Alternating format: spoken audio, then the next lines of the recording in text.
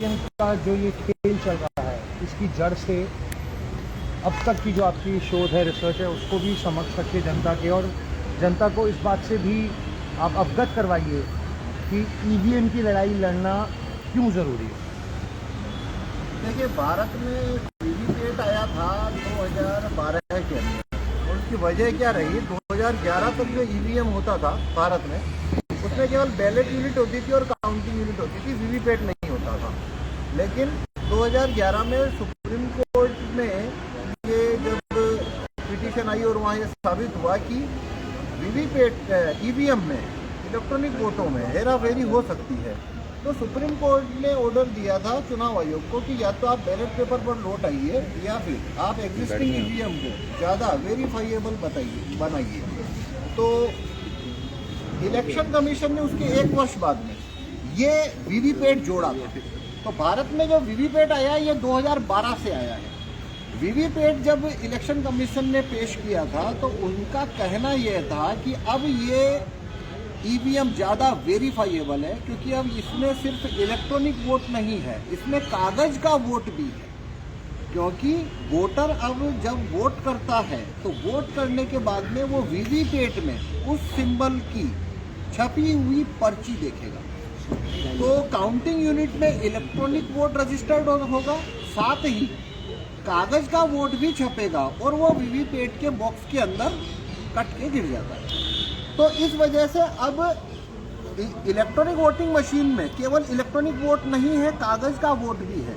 ये स्टेटमेंट और claim election commission ने रखा। उसके बाद में भारत में ईवीएम में वीवीपैट जोड़ा गया। पहले केवल बैलेट यूनिट था और काउंटिंग यूनिट था, उसके बाद वीवीपैट जुड़ गया। सर, वीवीपैट लाने का क्या कारण था? वीवीपैट लाने का वजह यह था कि 2011 में जो सुप्रीम कोर्ट में 2010 में यह साबित हुआ था कि इलेक्ट्रॉनिक वोट चोरी हो सकता है। इंजीनियर हरिप्रसाद जी ने उसका एक ईवीएम को चोरी करके और उसमें एक डेमो बनाया था, और वो डेमोस्ट्रेशन में यह साबित किया था कि इलेक्ट्रॉनिक वोट बैलेट यूनिट से काउंटिंग यूनिट में जाने के दौरान में बदला जा सकता है। उसकी वजह से वीवीपैट आया। तो 2012 से जब वीवीपैट आया है, तब से 2017 तक जो वीवीपैट था उसका जो शीशा होता है वो पारदर्शी होता था। पर 2017 में चुनाव आयोग ने वीवीपैट में एक बदलाव किया। जो शीशा पारदर्शी होता था उसे उन्होंने अपारदर्शी काले कांच से बदल दिया। ये बड़ा बदलाव है। इसकी वजह से क्या हुआ है, अब वीवीपैट में कागज के वोटों को चोरी किया जा सकता है। जो मैं डेमोन्स्ट्रेशन दे रहा हूँ, या मैंने अभी यहाँ पे जो डेमोन्स्ट्रेशन दिया है उसके अंदर मैंने उसी को प्रदर्शित किया है। चुनाव आयोग ने बेसिकली 2 बदलाव किए। पहला उन्होंने बदलाव किया, वीवीपैट का शीशा जो सफ़ेद होता था, पारदर्शी और ट्रांसपेरेंट होता था, उसे उन्होंने काले कांच से बदल दिया। दूसरा उन्होंने बदलाव किया कि 15 सेकंड के लिए जो वीवीपैट की लाइट जलती थी उसकी अवधि घटाकर उन्होंने 8 सेकंड कर दिया कि इतना वक्त ना मिले। हाँ, देखिए 3 प्रक्रिया होती है। पहला पर्ची छपना, दूसरा पर्ची दिखना, छपेगी दिखेगी, उसके बाद में पर्ची कट के गिरना। ये जो प्रक्रिया होती है इसमें 14 से 15 सेकंड लगते हैं। लेकिन काला कांच आने के बाद में जो मैंने डेमोन्स्ट्रेशन बताया अभी, उसमें क्या चीज़ से वोट की चोरी होती है। मान लीजिए एक वोटर ने वोट किया, मान लीजिए बनाना को वोट किया। बनाना को वोट करेगा तो उसने बनाना की पर्ची देखी और वोटर वहां से पोलिंग बूथ से आगे चला गया। अब नया वोटर आया तो काला कांच होने से क्या होता है कि अंदर वो बनाना का वोट जो पहले वोटर ने देखा था, वो वोट वीवीपैट ने लेके अपने पास रख रखा है, वो दूसरे वोटर को दिखाई नहीं देता है। तो जब दूसरा वोटर भी अगर बनाना को वोट देगा तो सिस्टम वही पर्ची जो पिछले वोटर ने देखी थी लाइट जलाकर दूसरे वाले वोटर को भी वही पर्ची दिखा देगी। मतलब मैंने बनाना को वोट दिया तो वीवीपैट में बनाना की पर्ची छाप के मुझे दिखाई और लाइट बंद कर दी। लाइट बंद करने के बाद कांच काला है इसलिए कुछ नहीं दिखेगा। तो आपने कहा अगर 10 लगातार व्यक्ति बनाना को वोट करेंगे तो पहले व्यक्ति की ही पर्ची 9 को दिखा दी जाएगी। हाँ, दिखाई जा सकती है। और 9 वोट चोरी किए जा सकते हैं। और अगर बनाना के बाद मैंने मैंगो को वोट दिया तो चोरी नहीं होगी। तो चोरी नहीं होगी। तो मशीन नॉर्मली बिहेव जब भी 2 निरंतर वोट कास्ट होंगे जैसे 2 बनाना को वोट करेंगे तो एक वोट चोरी हो जाएगा, अगर 2 वाटरमेलन को वोट करेंगे तब भी चोरी है। पर वोटिंग का पैटर्न यदि ऐसे चल रहा है, एक एप्पल, एक बनाना, एक वाटरमेलन, तो चोरी नहीं तो होगा। सो हमारे श्रोताओं को, जनता को ये समझना होगा पहली बात तो कि ये लूप होल ग्रे एरिया कहाँ पे है। कंसेक्यूटिव वोटिंग की में चोरी करने का ये पूरा प्रक्रिया है, जिसको ये डार्क ग्लास लगा के और अवधि को लाइट की कम करके 15 से 8 सेकंड पे इन्होंने ये इंड्यूस किया है, ये चोरी का एक माध्यम कह लीजिए। सर आप लेकिन EVM as a technology to vote, क्या इससे एग्री करते हैं कि ईवीएम से वोट करना चाहिए, जबकि पूरी दुनिया में बहुत सारे देशों में ईवीएम को बैन कर दिया गया है फॉर वेरी ऑब्वियस रीजंस कि एनीथिंग स्मार्ट और एनीथिंग कंप्यूटर और प्रोग्रामेबल इज़ हैकेबल ग्लोबली। तो क्या आप इस बात से सहमत है कि ईवीएम में अगर पारदर्शिता ग्लास लगा दिया जाए और लाइट को 15 से 30 सेकंड कर दिया जाए, लेकिन ईवीएम से ही वोटिंग हो, डू यू एग्री, और should we move back to the ballot paper? देखिए, हमारा प्रपोजल, प्राथमिक प्रपोजल है कि ईवीएम को हटा के बैलेट पेपर पे आना चाहिए और बैलेट पेपर से वोटिंग होनी चाहिए।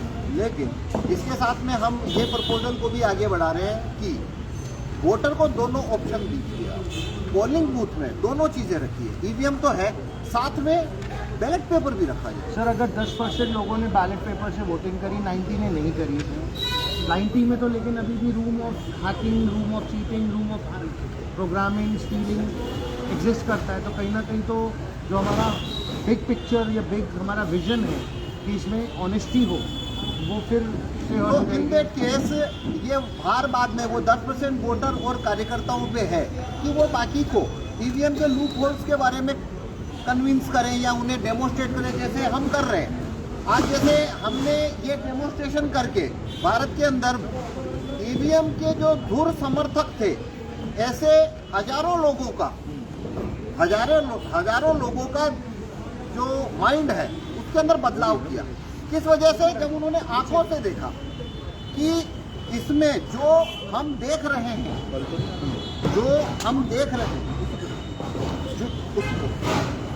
ये टेबल पे रख लो ना, ये हम इसको ऐसे रखेंगे। सुनो हम इसको डेमो देना है क्या? वैसी फोटो खींचनी है, डेमो नहीं देना। हाँ जी, बीच में रख लो कुर्सी पर, सही से आ जाएगा, सही संवाद रखें। हाँ जी सर, आप बोलते रहिए सर, लेटर। हाँ, तो जितने ज़्यादा लोगों तक वीवीपैट का, देखिए वोटर का भरोसा वीवीपैट पे है क्यों? वीवीपैट पे भरोसा है क्यों? क्योंकि वो जिस सिंबल को वोट करता है उसका इसमें छपी हुई वो पर्ची देखता है, उसे कांच से ये दिखाई देती है छपी हुई पर्ची, है ना?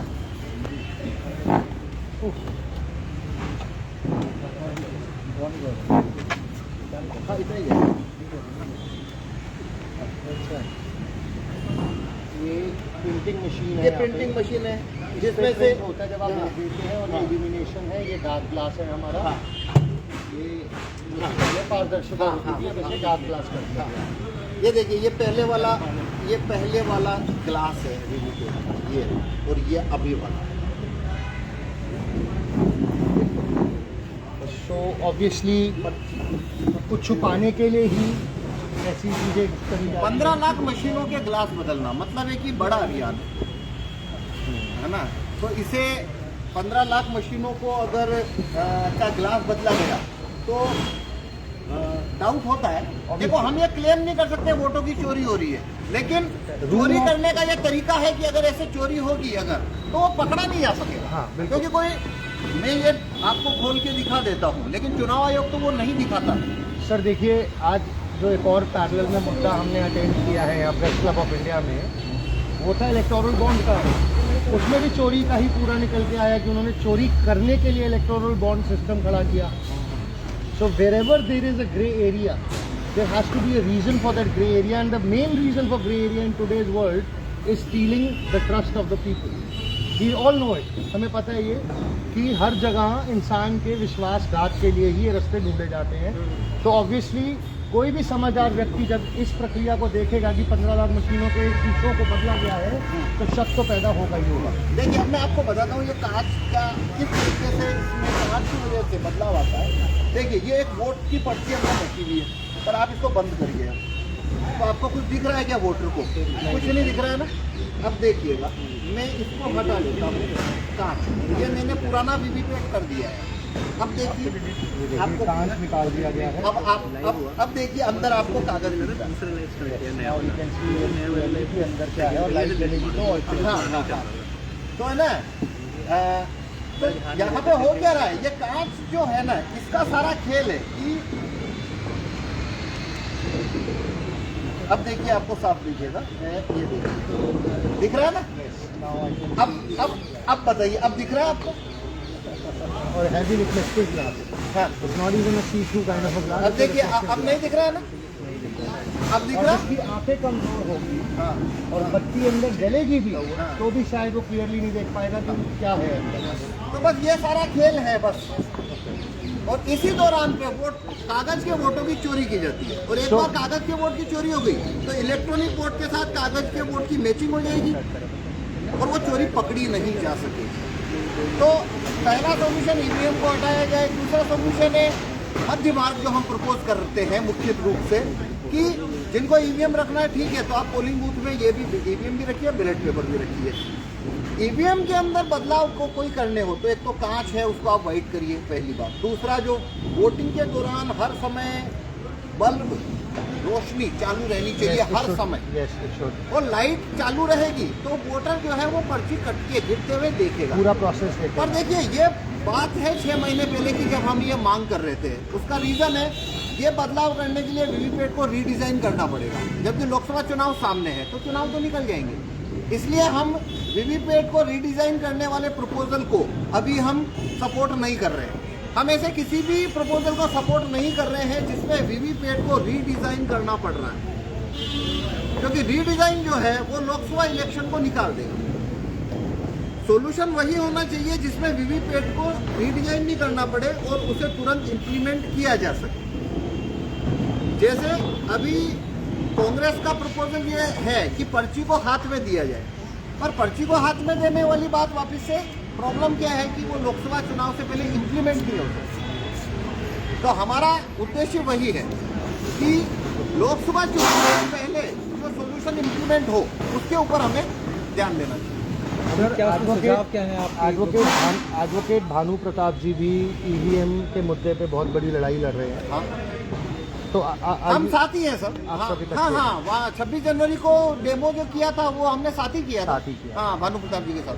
तो सर आज वो आए नहीं है, मतलब आपकी पूरी टीम से आप उनको सबको रिप्रेजेंट कर रहे हैं। हाँ। सर मेरा वापस से मुड़ के एक ही सवाल आ रहा है कि क्या हम ईवीएम को ठीक करने के लिए लड़ाई लड़ रहे हैं, ईवीएम को हटाने के लिए लड़ रहे हैं? हम ईवीएम को हटाया जाए वही हमारी मांग है। जैसे हमारा जो संस्था है उसका नाम है ईवीएम हटाओ सेना। बट आपने भी कहा हम दोनों चाहते हैं कि दोनों से वोटिंग हो जाए। देखिए उसका रीजन बताता हूँ। जब हम ये बात रखते हैं कि ईवीएम को हटाइए तो उसमें एक रेजिस्टेंस जो आता है, कौन सा रेजिस्टेंस है? जो ईवीएम सपोर्टर का रेजिस्टेंस आता है, भाई हमें ईवीएम से वोट करना है, तो आपकी बात क्यों माने बैलेट पेपर वाली? और जब समय कम हो, 2 महीने, मतलब अभी चुनाव शुरू हो गया, तो वो रेजिस्टेंस, अगर हम उस रेजिस्टेंस के चक्कर में अभी अगर जाएंगे तो क्या होगा? तो लोकसभा चुनाव निकल जाएगा। तो हमने इसके लिए घर्षण कम हो, मैं समझ गया सर, इसके लिए हमने तो सर एक बात बताइए कि आपकी दोनों बातें मान ली गई, शीशा भी ठीक कर दिया गया, लाइट भी जला दी गई, लेकिन उसके बाद हैक करके रिजल्ट को मॉडिफाई कर दिया गया। नहीं, तो इसलिए हम ये बात ही नहीं कर रहे हैं अब कि आप शीशा वाइट करिए, आप बल्ब को चालू रखिए। हम तो सीधा बोल रहे हैं आप ईवीएम को हटाइए या फिर बैलेट पेपर का ऑप्शन दे दीजिए, ताकि हम वो रेजिस्टेंस नहीं चाहते, क्योंकि उतना वक्त नहीं है, चुनाव सामने है। तो सर आपको क्या लग रहा है आने वाले लोकसभा में कुछ हो पाएगा या वैसे ही इलेक्शन होंगे? देखिए हम आपके कोशिश कर रहे हैं इलेक्शन कमीशन के जो सबसे हेड अधिकारी थे, मैं उनका नाम बोल रहा हूँ, जिन्होंने रिजाइन भी किया है, उनका शुभ नाम क्या है? जो गोयल साहब ने भी किसी कारण से इस्तीफा दिया है, we don't know, probably you may know better. तो आपको क्या लग रहा है आने वाली लोकसभा में इलेक्शन में क्या होगा? देखिए हमारी कोशिश है ये इसी लोकसभा चुनाव के अंदर बैलेट पेपर का विकल्प वोटर को मिल जाए। तो अभी हम जगह जगह हम सभी पब्लिक में जाके मास मूवमेंट खड़ी करने के लिए भी तो सर डेमोन्स्ट्रेशन ये कर जो रहे हैं। विकल्प है, ये विकल्प का निर्णय कौन लेगा सर? कोर्ट लेगी, इलेक्शन कमीशन, क्योंकि देखिए कानून में क्या लिखा है भारत के कि श्री अरुण गोयल रिजाइन के आपको मैं बताऊं, ये लोग मेरा वो पब्लिक प्लेसेस में जाकर प्रचार कर रहे हैं उल्टा। हाँ प्लीज सेकेंड, वो इसीलिए कर रहे हैं रुको ना, इसमें बोलो, वो रुक गया है। आई वांट यू टू से व्हाट इज इट 2 1 हाँ तो हमारा उद्देश्य है ये मास मूवमेंट खड़ी करने का। जितने ज्यादा लोगों तक डेमो पहुंचेगा उतना ज्यादा इसके इलेक्शन कमीशन पे दबाव आएगा कि वो पोलिंग वो रखे। और देखिए कानून में क्या लिखा है भारत के, इलेक्शन कमीशन की इच्छा पे है। कानून कहता है इलेक्शन कमीशन चाहे तो ईवीएम से सर, वोट जैसे कराए। कि आज हम देख रहे हैं हमारे देश की जितनी भी संस्थाएं हैं, from judiciary to media to all the institution of the nation are being directly control from the PMO, और ऑब्वियसली इलेक्शन कमीशन भी उनके अंडर है। तो ऑपोजिशन, जिसके लिए सबसे इम्पोर्टेंट महत्व मुद्दा है to fight this cause of EVM, ये इसके बिना तो वो कभी जिंदगी में नहीं आ सकते पावर में, राइट? क्या ऑपोजिशन आपके साथ आ रही है इंडिया में? कोई और पॉलिटिकल पार्टीज आपके साथ आ रही हैं इस मुद्दे पे? देखिए हमने ईवीएम हटाओ गठबंधन जो है उसमें वाईफाई की वजह से अभी तक अच्छा चल रहा था। हमारे अकाउंट सर थोड़े कॉम्प्रोमाइज हैं पीछे से, ये हमारे लोगों पे अटैक कर रहे हैं, हमारे वीडियोज हटा देते हैं, हमारे ऑडियोज हटा देते हैं, क्योंकि हम सीधा हमारे साथ भी ऐसा ही हो रहा है। हाँ, हम सब एक ही उसमें हैं। आपका फोन का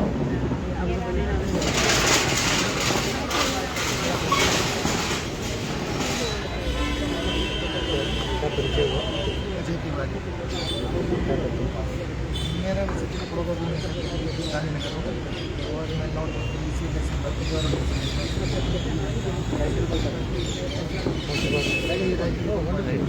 यही वोट वापसी का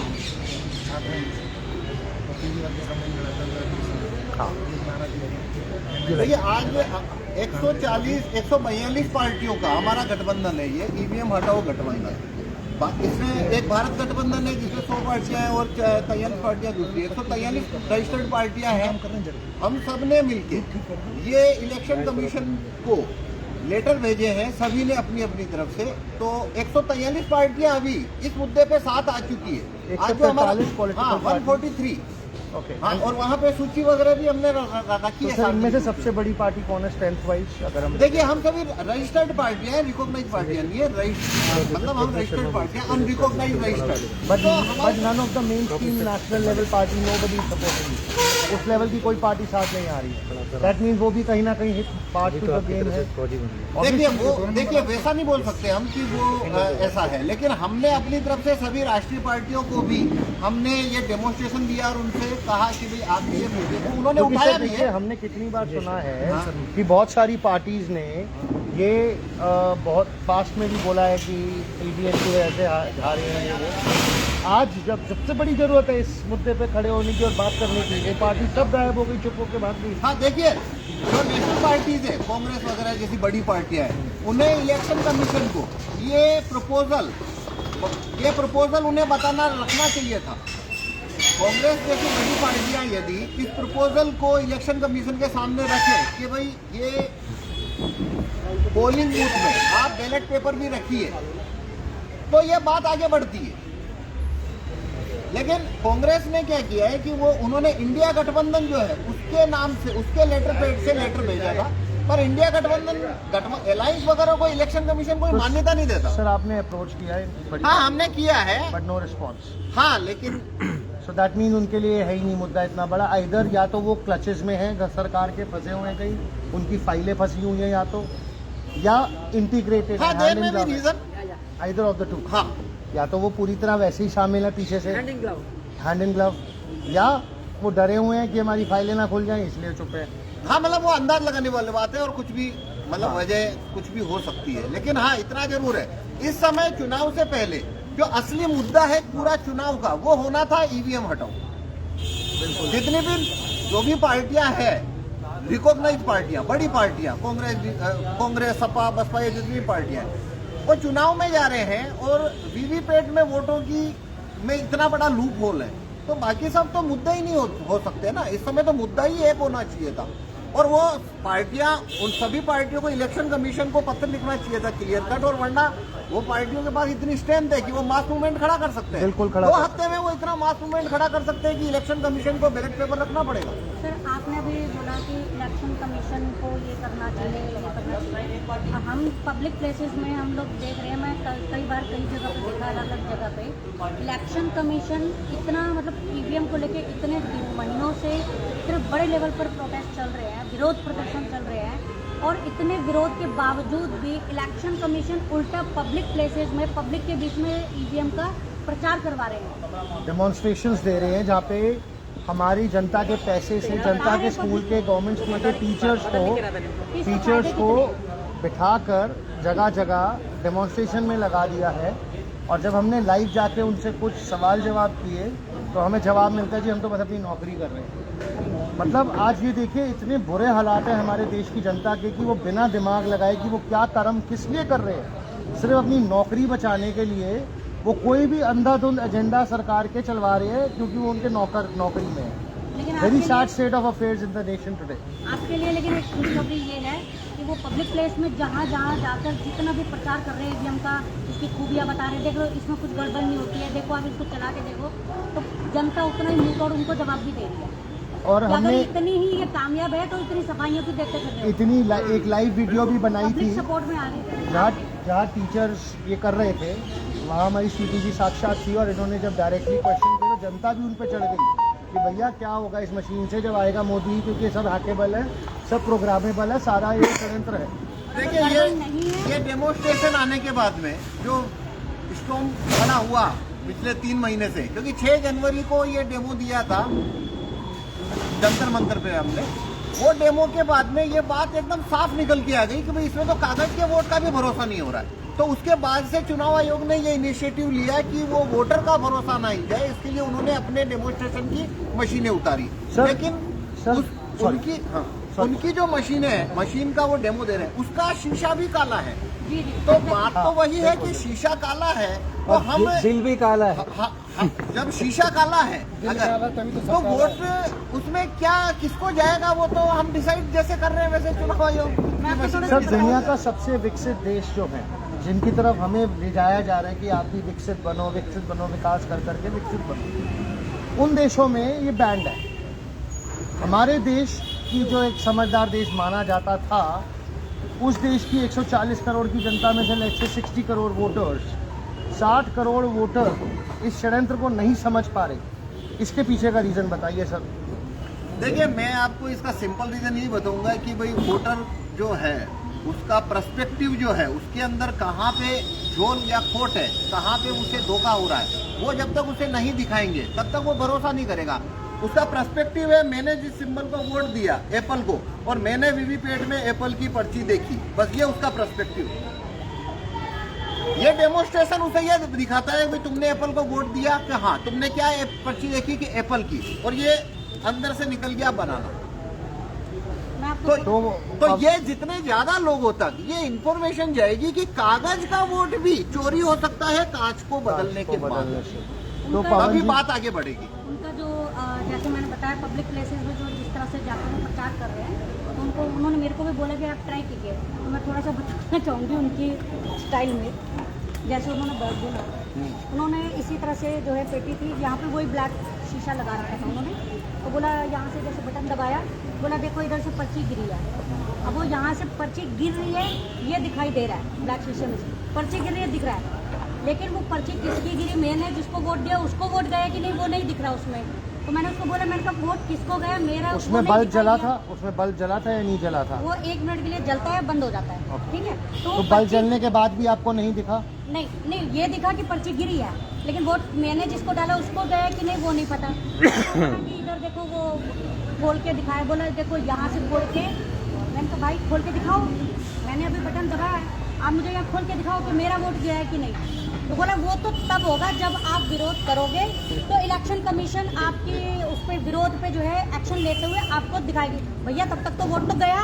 तो मतलब इनडायरेक्टली ये इस तरह से प्रचार चल रहा है। इनडायरेक्टली एक बहुत अच्छा हमारे को समाधान दिखा है अभी कि जितने भी अवेयर लोग हैं हमारे देश में जो इस वीडियो को भी देख रहे हैं और इस पूरे षड्यंत्र को समझ रहे हैं, आप अगर वोट करने जाएं इस साल लोकसभा में तो वोट करते ही आप वहाँ विरोध करना और इलेक्शन कमीशन को रिक्वेस्ट करना वहीं पे उस बूथ ऑफिस में कि मुझे प्रूफ चाहिए कि मेरा वोट किसको गया है, मुझे तुरंत दिखाया जाए।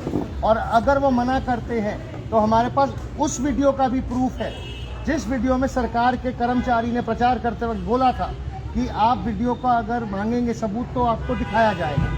सो one of the way to fight. लेकिन उस टाइम नहीं दिखाएंगे, बाद में जब आप विरोध करोगे तब दिखाएंगे, जब तक रिजल्ट भी आ चुका होगा। जब तक रिजल्ट भी आ चुका होगा तो देवे से कि वो तो बॉक्स में चली गई। देखो सरकार बनी हुई है, सिर्फ घोषणा होनी बाकी है, इसलिए दावे से कहते हैं कि 400 पार 1 या 4000 भी ले सकते हैं। सर मैं सब कुछ सिस्टम इनके पास बिल्कुल इनके पास है। सर वन मोर क्वेश्चन, जैसे आपने 5 बनानाज निकले, 5 लगातार, और 5 बंदे पीछे वाले ने बनाना को किया था, तो उस पर ऐसा कौन सा आईडी छपा हुआ है स्लिप पे जिससे वो मेरे को एज अ वोटर कनेक्ट करते हैं? Is it purely the symbol of the party और it does it has my Aadhaar ID, my PAN ID? What ID is connected to that slip जिससे कि वो मेरी आइडेंटिटी से कनेक्ट करता है वोट? नहीं, वोटर ने किस सिंबल को, मतलब वोटर की पर्ची कौन सी है वो तो कभी पता नहीं लग सकता। नहीं पता लगेगा। तो ये एक और बहुत बड़ा झोल है वो उसका कि, सिस्टम कि अगर मैं मशीन खुलवा भी लूं तो कैसे पता लगेगा कि मेरी पर्ची कौन सी, अदर देन दैट की जो सबसे ऊपर गिर के फिजिकली पाइल में गिरी इसमें है। ये सिस्टम है जो देखो जैसे कैलकुलेटर होता है, हमने उसमें प्रोग्राम डाला कि 2 और 2 4 है, 4 दिखाएगा। ऐसे ही हमने अपने लेवल पे मशीन तैयार की है, उसमें हमने डाला है कि जैसे इसमें 4 आदमी लगातार आए, उन्होंने बनाना को वोट दिया, ठीक है, तो 4 में से हम 3 वोट जिसको हम जिताना चाहते हैं उसे दे सकते हैं। वही अगर पहला वोट बनाना है, दूसरा क्या कहते हैं पाइनएप्पल, तीसरा सेब, तो वोट की चोरी नहीं होगी। अगर अल्टरनेटिवली वोट चलेगा, लेकिन कंटिन्यू प्रोसेस में जा रहे हैं, मान लो 3 बनाना है तो उसमें से 2 चोरी हो सकते हैं, 3 पाइनएप्पल है तो उसमें 200, क्योंकि बहुत से वोट अपने देश में कैसे चलता है, किसी 8 लोगों की फैमिली है, तू किसको दे रहा है, मैं इसको दे, तू चल ठीक है इसी को दे देते हैं, हमें क्या करना है, हमें तो अपना काम करना है। तो जो कंटिन्यूएशन जो वोट होता है ना, उसमें क्या होता है, बहुत से हर सीट पर निर्दलीय लोग भी होते हैं, हर एक के 1000 वोट वो भी मिलते हैं, लेकिन उनके भी चोरी हो जाते हैं। लेकिन लोग मजाक उड़ाते हैं कि तुम वोट सबको मिलते हैं, और बड़ी पार्टियों के तो चोरी होते ही है। तो इसमें सिस्टम ये है कि प्रोग्राम इस तरह का बना है। अब इलेक्शन कमीशन कहती है कि हमारे पास आओ, इसको दिखाओ, उसके पीछे वजह है कि बिना हाथ लगाए कैसे हम दिखा देंगे। भाई परमिशन दो, आपको हमने 40,000 रुपये भी भेज दिए हैं, या तो पैसा वापस करो, नहीं है तो मशीन हमारी डिलीवरी करवा दो। हमारे ऑल ओवर इंडिया में कहीं भी बोल दो कि ये मशीन यहाँ से वहाँ से पिकअप भी करा लेंगे अगर आपको भेजने में दिक्कत है। दिक्कत यही है सारी काला कांच, काला जादू रहेगा। कहीं ना कहीं ये बता रहे हैं कि जैसे मैं उदाहरण पे पेश करता हूँ कि सुप्रीम कोर्ट ने किसी जांच करने वाली संस्था को बोला कि जाके सबूत लेके आओ, लेकिन सबूत इकट्ठा करने की परमिशन ही नहीं अगर देगी कोर्ट, या रेड मारने की या जाके जांच करने की उस स्थान की, तो जिंदगी में वो कभी भी सबूत ला नहीं पाएगा और जिंदगी में कभी भी कच्चा चिट्ठा नहीं होगा। थोड़ी देर पहले जो चर्चा चल रही थी, जब बड़े बड़े कॉर्पोरेट जो हजारों करोड़ लाखों करोड़ की कंपनी है उनको नहीं छोड़ रहे, तो छोटे लेवल की क्या विसार। बिल्कुल सही बात है। तो कहीं ना कहीं जनता को समझना होगा कि हम जितने भी प्रोटेस्ट कर रहे हैं इस देश में, देखिए आज सारे प्रोटेस्ट, मतलब आज पूरे देश में कितने प्रोटेस्ट चल रहे हैं। आज किसान हमारा दुखी है, किसान आंदोलन लड़ रहा है, मजदूर दुखी है, मजदूर आंदोलन चल रहा है, आदिवासी दुखी है, आदिवासी आंदोलन चल रहा है। वांछुक जी, सोनम वांछुक जी लद्दाख से अभी कल परसों दिल्ली में आ रहे हैं, वो लड़ाई लड़ रहे हैं। शंकराचार्य जी गौ माता की लड़ाई लड़ रहे हैं। हमारे अग्निवीर आंदोलन चल रहा है। अभी ये जो सिविलियन पुलिस की हमारी दिल्ली सरकार ने जो शामिल की थी, उनको सबको निकाल दिया, उनका आंदोलन चल रहा है। डॉक्टर्स आंदोलन चल रहा है, टीचर्स आंदोलन चल रहा है। सो देश में जगह जगह चप्पे चप्पे आंदोलन ही आंदोलन। भैया मैं एक चीज कहना चाहूँगा आपको, और अगर हम एक चीज़ समझें कि ये जितने भी आंदोलन हमारे देश में चल रहे हैं, जितने भी लोग लड़ाइयाँ लड़ रहे हैं देश में, सारे के सारे कॉर्पोरेट के अगेंस्ट लड़ाई लड़ रहे हैं। अगर अगेंस्ट लड़ते भी हैं तो सर इसमें कुछ कैसी किस तरह की कामयाबी मिल सकती है किसको सर, ये जो करते ही ना ये भ्रष्टाचारी करते ही है, तो जिनका इरादा ये है कि तो उनके भ्रष्ट इरादे में कामयाब होने मैम उसका उत्तर तो मैं ये दूंगा कि जनता अपने आप के अंदर नहीं देख रही है, जनता अपने आप को नहीं सुधार रही है। पहले जनता को सुधरना होगा, जनता को अक्लमंद होना पड़ेगा अगर जनता नेता को अपना भगवान बना के चलेगी तो विनाश ही होगा। सुनो मैं तो बताता हूँ, जनता को खुद समझदारी से खड़ा होना होगा, ज्ञान लेना होगा, सारे षड्यंत्रों को समझना होगा और तब एकता में आके जमीन पे उतर के, जैसे हमारे पवन जी की बड़ी लड़ाई लड़ रहे हैं, पार्टी आने वाली जनता को इनका साथ आना होगा और इसी प्रकार जनता को हर उस व्यक्ति के साथ आना होगा जो राष्ट्र की लड़ाई लड़ रहा है, राष्ट्र के नवनिर्माण में अपनी योग्यता प्रदान कर रहा है। हमारी प्रार्थना है भारत के जनता से, रिक्वेस्ट करना चाहूँगा जो भी व्यूअर्स है उनसे कि उन्हें इलेक्शन कमीशन को ट्वीट भेजना चाहिए कि पोलिंग बूथ में बैलेट पेपर भी रखें, क्योंकि अभी अगले 3 महीने तक जो चुनाव है तो मुख्य समय यही, इस समय यदि एक्टिविस्ट और वोटर इलेक्शन कमीशन के ऊपर दबाव बनाएंगे तो आजकल काफ़ी आसान हो गया, चिट्ठी भेजना, ट्वीट करना, तो सभी को ऐसा ट्वीट करना चाहिए और चिट्ठी भेजनी चाहिए। पवन जी प्रार्थना कर रहे हैं सभी समाज के हमारे जागरूक भाई बहनों से कि कृपया आप सोशल मीडिया का उपयोग कीजिए, ट्विटर द्वारा, इंस्टाग्राम द्वारा, फेसबुक द्वारा, व्हाट्सएप द्वारा चिट्ठी भी भेजनी चाहिए। आप लोग लेटर भेजिए, अपने विरोध भी भेजिए। आप एक घर पे बैठ के एक फ़ोटो खींच सकते हैं, एक अपने आगे पोस्टर लगा के कि I oppose EVM, I oppose electronic voting machine, और उसका एक सेल्फी लेके आप समाज में भेज सकते हैं फेसबुक पे डाल सकते हैं और अपने आसपास के लोगों को भी जागरूक कर सकते हैं। Sir, are you planning for any call for action? मतलब आप कोई ऐसा अभी प्लान कर रहे हैं नियर फ्यूचर में कि हम लोग सब दिल्ली में इकट्ठे हों और कुछ एक बड़ा मूवमेंट इलेक्शन में? हमारा कोशिश जो है वो इसके हम 2 ही चरणों में आगे बढ़ रहे हैं। पहला, ज़्यादा से ज़्यादा लोगों तक हमको ये डेमोन्स्ट्रेशन पहुंचाना है पहला, ताकि उसे समझ आए ये धांधली या ये लूप होल कितना बड़ा है और उससे वोटों में हेरा फेरी या धांधली हो सकती है। और दूसरा है, जो वोटर है हम उससे ये अपील करते हैं कि आप इलेक्शन कमीशन को ट्वीट भेजिए या उन्हें आप चिट्ठी लिखिए कि पोलिंग बूथ में बैलेट पेपर भी रखें। यदि ज़्यादा लोगों ने ये मांग रखनी शुरू करी, इलेक्शन कमीशन को ट्वीट भेजने शुरू किए, जो कि बहुत आसानी से भेजे जा सकते हैं, कोई ऐसी बात नहीं है, या चिट्ठियाँ भेजनी शुरू करी, खुले खत भेजने शुरू किए, तो इलेक्शन कमीशन पे दबाव बनना शुरू हो सकता है, क्योंकि इस समय ये मामला गर्म है, तो इसके ऊपर इस समय एक्शन आ सकता है। बिल्कुल। तो हम यही 2 चीज़ों को लेके आगे बढ़ रहे हैं। तो फिर से आपकी प्रार्थना जनता तक पहुँचाते हुए, दोहराते हुए कि कृपया सभी एकता में आए। ये बहुत बहुत बहुत अहम मुद्दा है और हम सबको इसकी गहराई को समझते हुए, एकता में आते हुए, एकता प्रदर्शन दिखाते हुए, सोशल मीडिया का उपयोग करते हुए, ऑन ग्राउंड जो भी कर्म कर सकते हैं वो करते हुए साथ आकर एक्शन लेना चाहिए। और आपका बहुत बहुत धन्यवाद पवन जी, आप इतनी बड़ी लड़ाई लड़ रहे हैं निडर होकर समाज के लिए, और हम सबकी आप प्रार्थना है प्रभु आपको शक्ति प्रदान करे और सफलता प्रदान करे।